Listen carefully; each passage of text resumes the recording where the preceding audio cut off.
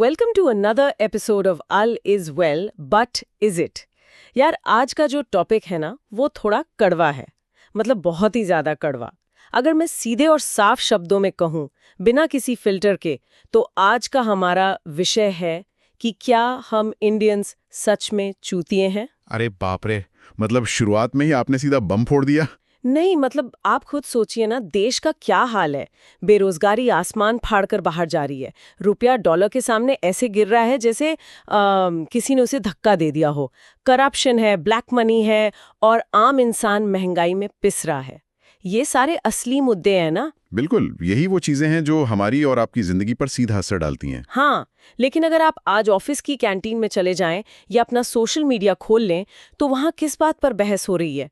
वहाँ इस पर खून खराबा चल रहा है कि बिग बॉस के घर में उस सेलिब्रिटी ने किस पे चाय गिरा दी, या फिर क्रिकेट में किसने किसको स्लेज किया, या बॉलीवुड स्टार की शादी में किसने क्या पहना था। वही तो। मतलब ये कैसा मजाक चल रहा है? हम लोग जानबूझकर अपनी आंखें बंद कर रहे हैं या फिर सच में हमें ऐसे ही बेवकूफ बनाया जा रहा है? देखिए, इसे अगर हम थोड़ा पीछे हटकर समझे ना, तो ये कोई एक्सीडेंट नहीं है। मतलब ऐसा नहीं है कि पब्लिक अचानक से एक दिन उठी और उसने तय किया कि आज से इकोनॉमी भाड़ में जाए, हम तो सिर्फ गॉसिप करेंगे। तो फिर ये सब हो कैसे रहा है? ये पूरा का पूरा एक वेल ऑयल्ड सिस्टम है, एक डिजाइन है। आज की इस चर्चा में हम किसी बोरिंग रिसर्च पेपर या भारी भरकम किताबों का नाम नहीं लेंगे, बल्कि बहुत ही जनरल तरीके से इस नेक्सस को डिकोड करेंगे। मतलब हम समझेंगे कि कैसे एंटरटेनमेंट, न्यूज और सिनेमा का ये पूरा कॉकटेल हमारी अक्ल को सुन करने के लिए बनाया गया है। एक तरह से हमें हिप्नोटाइज किया जा रहा है। बिल्कुल। और इसका सबसे पहला टूल है ये आपके रियलिटी शोज। वो बिग बॉस टाइप के शोज। यार मुझे तो बिल्कुल पुराने जमाने के वो क्या कहते हैं उसे, ग्लैडिएटर गेम्स जैसे लगते हैं। ये एकदम परफेक्ट एनालॉजी है, रोमन साम्राज्य वाली। हाँ, मतलब रोम के राजा क्या करते थे, जब भी उनके राज्य में अकाल पड़ता था या जनता भूख से बेहाल होकर राजा से सवाल पूछने लगती थी, तो वो चालाक राजा तुरंत एक अखाड़ा बनवा देता था और उसमें जानवरों और इंसानों को लड़ने छोड़ देता था। सही कहा। और भूखी जनता उस अखाड़े का खून खराबा देखने में इतनी पागल हो जाती थी कि भूल जाती थी कि यार घर में तो खाने को अनाज ही नहीं है। आज का जो ये बिग बॉस या कोई भी रियलिटी शो है, वो मॉडर्न ग्लैडिएटर गेम ही तो है। बस अखाड़े की जगह एक एसी वाला चमकता हुआ घर है और तलवारों की जगह गंदी गंदी गालियां हैं। बिल्कुल, और लोग मजे से देख रहे हैं। पर यार एक बात बताओ, इंसान इस फालतू के शोर शराबे की तरफ इतना अट्रैक्ट क्यों होता है? मतलब हम अपना कीमती वक्त इस चूतियापे में क्यों बर्बाद कर रहे हैं? क्योंकि हमारे दिमाग की वायरिंग ही कुछ ऐसी है। इससे साइकोलॉजी में एक तरह का वन वे रिलेशनशिप कहते हैं, पैरा सोशल रिलेशनशिप। मतलब एक तरफा प्यार टाइप? हाँ, कुछ वैसा ही। देखिए, जब आप किसी अनजान टीवी स्टार को दिन रात चौबीसों घंटे अपनी स्क्रीन पर रोते, चिल्लाते और गालियां देते हुए देखते हैं ना, तो आपका अवचेतन मन यानी सबकॉन्शियस माइंड उसे अपना कोई करीबी या दोस्त मान बैठता है। अच्छा, मतलब दिमाग कंफ्यूज हो जाता है। एकदम। और इसीलिए आप देखेंगे कि लोग सोशल मीडिया पर इन स्टार्स के लिए लिटरली जान देने पर उतारू हो जाते हैं। अरे मैंने देखा है, ट्विटर पे फैंडम वॉर्स चलते हैं, दो हैशटैग आपस में ऐसे लड़ रहे होते हैं जैसे कोई वर्ल्ड वॉर 3 चल रहा हो। हाँ, और यही तो वो चाहते हैं। सोशल मीडिया के जो एल्गोरिदम्स हैं ना, वो इसी गुस्से पर पलते हैं। अगर कोई इंसान खुश है या शांत है, तो वो फोन साइड में रखकर सो जाएगा। हाँ, शांति से किसी का भला नहीं होता सोशल मीडिया पे। बिल्कुल। सोशल मीडिया कंपनीज को चाहिए एंगेजमेंट, और एंगेजमेंट आता है गुस्से से, डर से और नफरत से। अब आप खुद सोचिए, एक आम आदमी जिसके पास नौकरी नहीं है, जो पेट्रोल का दाम देख के रो रहा है, उसके अंदर गुस्सा तो भरा हुआ है ना। हाँ, बहुत गुस्सा है। तो अगर वो गुस्सा सिस्टम या सरकार की तरफ मुड़ गया तो मुश्किल हो जाएगी। इसलिए वो सारा का सारा गुस्सा बहुत ही सफाई से डाइवर्ट कर दिया जाता है। ओ माय गॉड, मतलब वो सारा फ्रस्ट्रेशन उस बेचारे टीवी स्टार के खिलाफ ट्विटर पे निकल जाता है। बिल्कुल। इंसान दिन भर गालियां टाइप करता है, अपना सारा डेटा और एनर्जी खर्च करता है और रात को थक कर सो जाता है। असली मुद्दों पर सवाल करने की उसके अंदर एनर्जी ही नहीं बचती। यार ये तो सच में दिमाग हैक करने वाली बात हो गई। असली प्रॉब्लम का सारा कचरा एक नकली अखाड़े में डंप कर दिया, और मजे की बात यह है कि पब्लिक को लग रहा है कि वो किसी बहुत बड़े मिशन पर है। यही तो इस मायाजाल की खूबसूरती है। अच्छा, एंटरटेनमेंट इंडस्ट्री का काम तो चलो हमने मान लिया कि भटकाना है, वो तो वैसे भी पॉपकॉर्न बेचने बैठे हैं। लेकिन भाई वो जो हमारे न्यूज़ चैनल्स हैं, उनका क्या? हाँ, न्यूज़ चैनल्स वो तो सबसे बड़े एंटरटेनर हैं आज की डेट में। मतलब इंडिया में आज की डेट में शायद 300 या 400 से ज्यादा न्यूज़ चैनल्स होंगे। करीब 380 के आसपास टीवी न्यूज़ चैनल्स हैं। हाँ, 380। और उसके ऊपर लाखों अखबार और वेबसाइट्स, इतने सारे ऑप्शंस हैं। फिर भी जब मैं रात को टीवी का रिमोट उठाती हूँ तो हर चैनल पर एक ही डिबेट चल रही होती है। और सब एक ही सुर में चिल्ला रहे होते हैं। बिल्कुल, 4-4 लोग बॉक्स में बैठे हैं, अजीब अजीब सी शक्लें बना रहे हैं और एक एंकर बीच में खड़े होकर ऐसे चीख रहे हैं जैसे उसके पीछे कोई कुत्ता पड़ गया हो। मतलब 380 चैनल्स होने के बावजूद इतनी भयंकर एकरूपता कैसे है? देखिए, इसे समझने के लिए कोई रॉकेट साइंस नहीं चाहिए। एक बहुत ही बेसिक सा कॉन्सेप्ट है, सहमति का निर्माण करना। अंग्रेजी में इसे मैन्युफैक्चरिंग कंसेंट कहते हैं। मतलब पब्लिक की रजामंदी तैयार करना। हाँ, देखिए, हमें लगता है कि मीडिया एक इंडिपेंडेंट चीज है जो हमें सच्चाई दिखाने के लिए काम कर रही है, जो कि एक बहुत बड़ा जोक है। बिल्कुल। असल में जो मेन स्ट्रीम मीडिया है उसका मालिकाना हक यानी ओनरशिप कुछ गिने चुने कॉरपोरेट घरानों के हाथों में है। अब अगर किसी बड़े अरबपति बिजनेसमैन ने कोई न्यूज चैनल खरीद रखा है तो क्या वो चैनल कभी ऐसी कोई न्यूज दिखाएगा जिससे उस बिजनेसमैन का नुकसान हो? जाहिर सी बातें नहीं दिखाएगा। या मान लीजिए उस बिजनेसमैन को सरकार से अपने दूसरे बिजनेस जैसे कोयला या टेलीकॉम के लिए टेंडर चाहिए, तो क्या उसका न्यूज चैनल कभी सरकार की इकोनॉमिक पॉलिसी पर कोई कड़वा सवाल पूछेगा? सवाल ही पैदा नहीं होता। वो तो बल्कि सरकार के किसी भी फैसले को, चाहे वो कितना भी बकवास क्यों ना हो, मास्टर स्ट्रोक बताने लगेंगे। एकदम सही। और ये कोई आज की बात नहीं है। मतलब हम ये क्लियर कर दें कि ये सिर्फ आज की सरकार का खेल नहीं है। हाँ, किसी एक पार्टी को दोष देना गलत होगा। बिल्कुल। इतिहास गवाह है, 1975 की इमरजेंसी के टाइम पर प्रेस की क्या हालत की गई थी। तब तो सीधे सेंसरशिप थोप दी गई थी, बिजली काट दी जाती थी अखबारों के दफ्तरों की। मतलब सत्ता चाहे किसी की भी हो, मीडिया को कंट्रोल करने का चस्का सबको है। हाँ, बस तरीके बदल गए हैं। पहले सीधा डंडा चलता था, आज सॉफ्ट प्रेशर चलता है। और ये सॉफ्ट प्रेशर काम कैसे करता है? विज्ञापनों के जरिए। ओहो, पैसा बोलता है। बिल्कुल। करोड़ों अरबों रुपए के सरकारी विज्ञापन न्यूज पब्लिकेशंस को दिए जाते हैं। अब अगर किसी न्यूज चैनल या अखबार की कमाई का मुख्य जरिया ही सरकारी ऐड हो तो क्या वो बेरोजगारी पर पहले पन्ने पर कोई रिपोर्ट छापेगा? अगर छापा तो अगले ही दिन से विज्ञापन का नल बंद और चैनल का शटर डाउन। इसीलिए वो लोग बेरोजगारी या गिरते रुपए की बात ही नहीं करते। इसके बजाय वो क्या करते हैं? वो हमें हिंदू मुस्लिम या मंदिर मस्जिद या फलां नेता ने क्या जूते पहने थे उस पे डिबेट दिखाते हैं। एग्जैक्टली।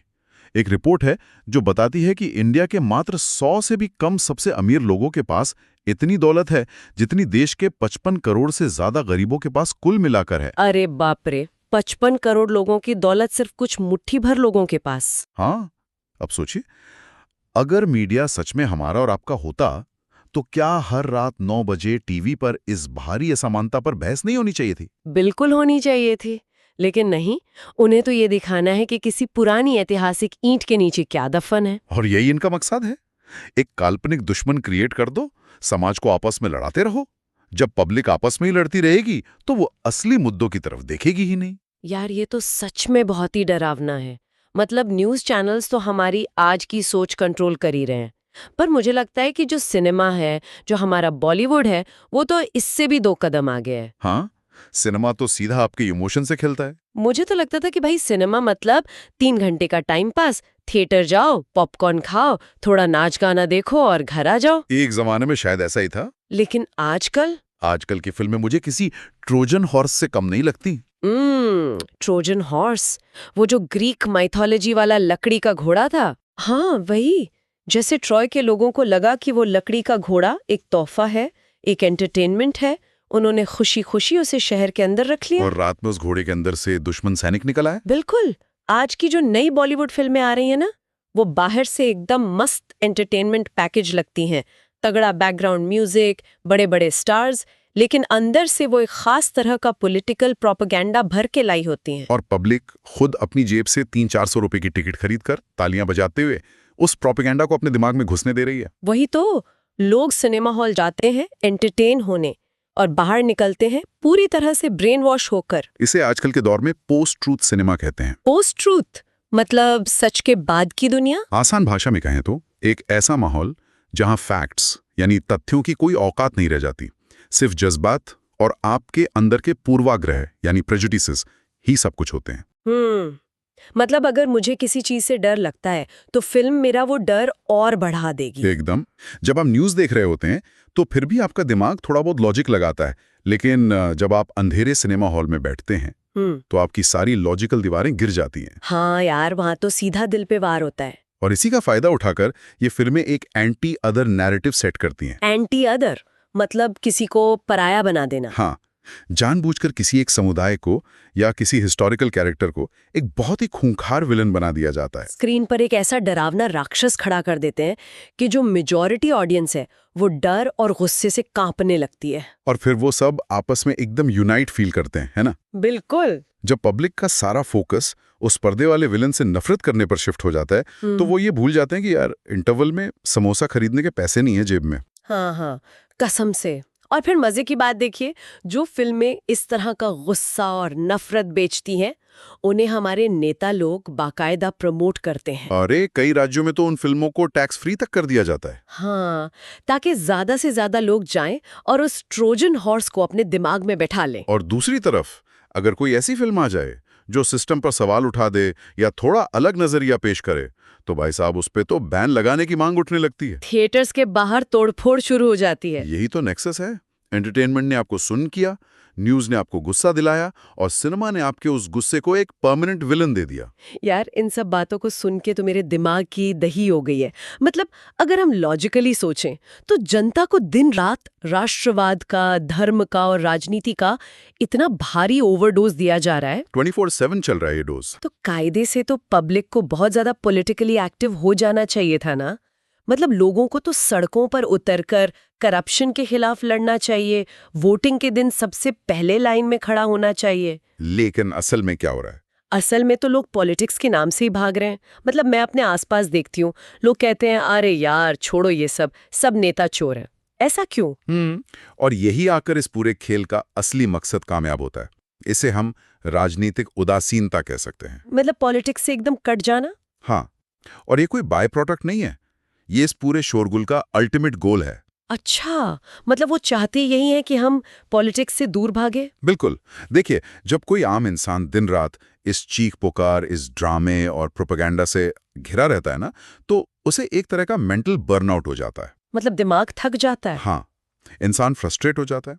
वो देखता है कि चारों तरफ सिर्फ पैसा, बाहुबल और गोलमाल ही चल रहा है। और फिर वो हार मान लेता है। एग्जैक्टली। उसे लगता है कि यार मेरे एक वोट देने से कौन सा देश बदल जाएगा, सिस्टम तो सड़ा हुआ है। और इसी निराशा का नतीजा है कि आज भी इतने भारी भरकम इलेक्शन कैंपेन्स के बावजूद करीब 30-40% लोग तो वोट डालने ही नहीं जाते। यार 40% बहुत बड़ा नंबर है। ये लोग आलसी नहीं है, ये लोग सिस्टम से टूट चुके हैं। बिल्कुल। एडमंड बर्क नाम के एक बहुत मशहूर थिंकर थे। उनका एक कोट है, वो कहते थे, बुरे लोगों को जीतने के लिए सिर्फ इतना ही काफी है कि अच्छे लोग कुछ ना करें। बुरे लोगों को जीतने के लिए सिर्फ इतना ही काफी है कि अच्छे लोग कुछ ना करें।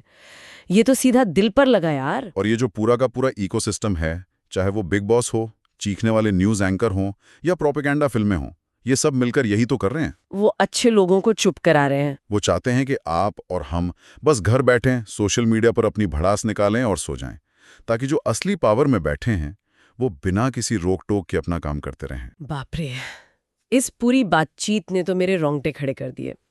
मतलब हम इंडियंस खुद को बहुत स्मार्ट समझते हैं, हमें लगता है हम बहुत इन्फॉर्म्ड हैं, हमारे पास हर मुद्दे पे ओपिनियन है। पर वो ओपिनियन आपका है ही नहीं। वही तो, क्या वो राय सच में मेरी अपनी है या मेरे दिमाग का रिमोट कंट्रोल किसी कॉर्पोरेट ऑफिस या न्यूज रूम में बैठे किसी स्क्रिप्ट राइटर के हाथ में है? यही वो सवाल है जो हर इंसान को खुद से पूछना चाहिए। तो फिर इसका सोल्यूशन क्या है? क्या हम कल से टीवी फोड़ दें और फिल्में देखना छोड़ दें? नहीं, सन्यासी बनने की जरूरत नहीं है। इसका असली समाधान है मीडिया लिटरेसी। मतलब आप जो देख रहे हैं उसे एक फिल्टर के साथ देखिए। जब भी कोई खबर या फिल्म आप तक पहुंचे तो खुद से एक सवाल पूछिए। क्या सवाल? ये मुझे क्यों दिखाया जा रहा है? इससे मुझे क्या फील करवाने की कोशिश की जा रही है? और सबसे जरूरी बात, मेरे इस गुस्से या मेरे इस डर का फायदा आखिर किसे होने वाला है? अगर हम ये पूछना शुरू कर दें तो शायद हम इतने बेवकूफ ना बने। बिल्कुल। मैं बस एक आखिरी थॉट छोड़ के जाना चाहूंगा। हाँ, बताइए। जरा सोचिए, अगर आपका गुस्सा, आपका एंटरटेनमेंट और यहाँ तक कि आपकी देशभक्ति की भावना भी कोई और किसी एसी वाले बोर्डरूम में बैठ के डिजाइन कर रहा है, तो क्या आप सच में आजाद हैं?